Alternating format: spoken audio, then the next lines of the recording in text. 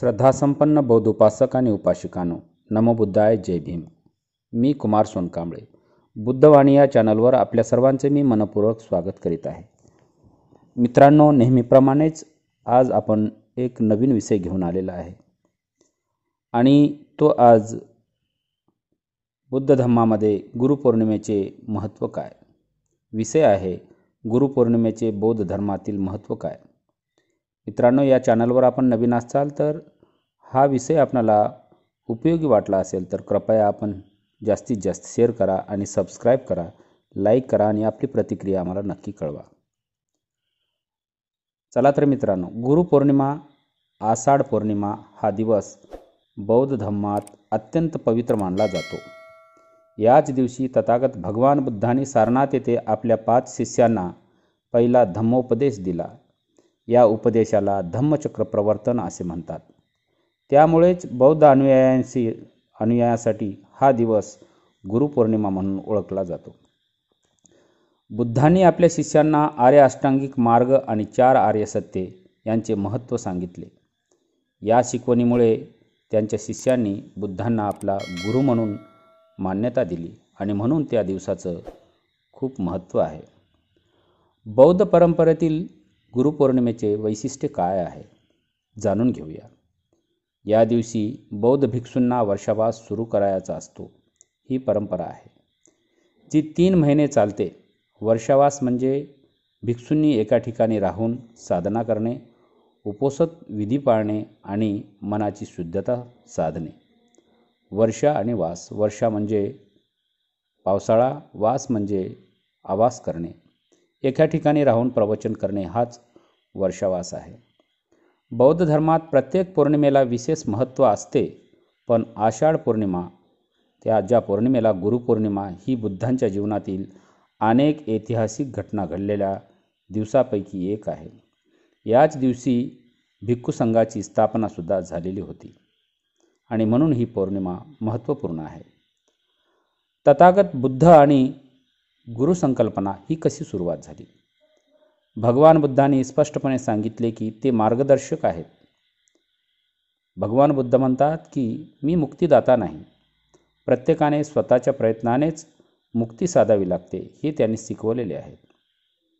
आणि बुद्धांनी दिलेल्या उद्देशामध्ये नैतिकता अर्थात शील, एकाग्रता, समाधी आणि प्रज्ञा, ज्ञान या 3 गोष्टीवर भर दिला. या शिकवणीमुळेच ते गुरु म्हणून पूजले जातात. आणि गुरुपौर्णिमा हा दिवस बौद्ध धर्मात धम्मचक्र प्रवर्तन दिन म्हणून ओळखला जातो. बुद्धांनी या दिवशी दिलेल्या पहिल्या उपदेशामुळे हा दिवस गुरुपौर्णिमा शिष्य यांच्यातील नात्याने प्रतीक मानला जातो. बौद्ध अनुयायी या दिवशी बुद्धांना सर्वोच्च गुरु म्हणून त्यांची व त्यांच्या शिकवणीची आठवण ठेवतात.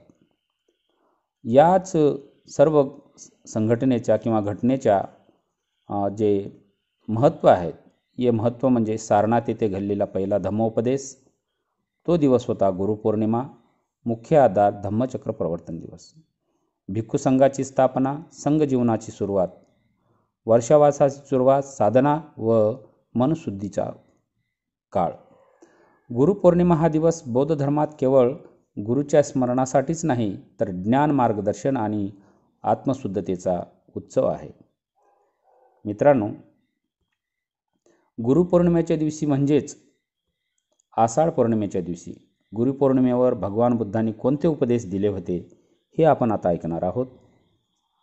गुरुपौर्णिमेच्या दिवशी भगवान बुद्धांनी सारनाथ येथे आपल्या 5 शिष्यांना पहिला उपदेश दिला. या उपदेशाला धम्मचक्र प्रवर्तन असे म्हणतात. या दिवशी दिलेल्या उपदेशाला मुख्य उद्देश आपण जाणून घेऊया. भगवान बुद्धांनी जे उपदेश दिला त्यामध्ये 4 आर्य सत्ये, 4 नोबल ट्रूथ ज्याला आपण म्हणत असतो. जे पहिलं आहे दुःख, अर्थात माणसाच्या जीवनामध्ये दुःख आहे. दुसरं दुःखाची कारणे. दुःखाची कारणे तृष्णा, इच्छा, आसक्ती आहे. दुःखाचा नाश. दुःखाचा नाश शक्य आहे. आणि दुःख नाशाचा मार्ग. दुःखमुक्तीचे कारण, दुःख नष्ट करण्याचा मार्ग म्हणजेच आर्य अष्टांगिक मार्ग, हा उपदेश भगवान बुद्धांनी आपल्या शिष्यांना दिला होता. यामध्ये भगवान बुद्धाने मध्यम मार्ग सांगितला. त्यापैकी बुद्धांनी सांगितलेल्या मध्यम मार्गाचा सुखाचा किंवा दुःखाचा टोकाचा मार्गावर न जाता मध्यम मार्ग स्वीकारावा असे भगवान बुद्ध सांगतात. हा मार्ग म्हणजेच अष्टांगिक मार्ग आहे, ज्यात सम्यक दृष्टी, सम्यक संकल्प, सम्यक वाणी, सम्यक कर्म, सम्यक आजीविका, सम्यक प्रयास, सम्यक स्मृती आणि सम्यक समाधी यांचा समावेश आहे. आणि तथागतांनी याच दिवशी संघाची स्थापना केली. म्हणजे या दिवशी बुद्धांनी भिक्खू संघाची स्थापना केली आणि 3 महिन्याच्या वर्षावासाची सुरुवातसुद्धा केली. या उपदेशामुळे गुरुपौर्णिमा बौद्ध धर्मात अत्यंत पवित्र मानली जाते. बुद्धांनी या दिवशी मानवाला अज्ञानापासून ज्ञानाच्या प्रकाशात नेणारा मार्ग दाखवला. म्हणूनच बौद्ध अनुयायी या दिवसाला विशेष महत्त्व देतात आणि या दिवशी भगवान बुद्धाला गुरु म्हणून मानून त्यांच्या उपदेशाचा पालन करण्याचे प्रयत्न करीत असतात. मित्रांनो, हा विषय होता बौद्ध धर्मामध्ये गुरुपौर्णिमेचं महत्त्व काय. विषय आवडल्यास कृपया लाईक करा, सबस्क्राईब करा, शेअर करा आणि आपली प्रतिक्रिया नक्की कळवा. नमो बुद्धाय. जय भीम.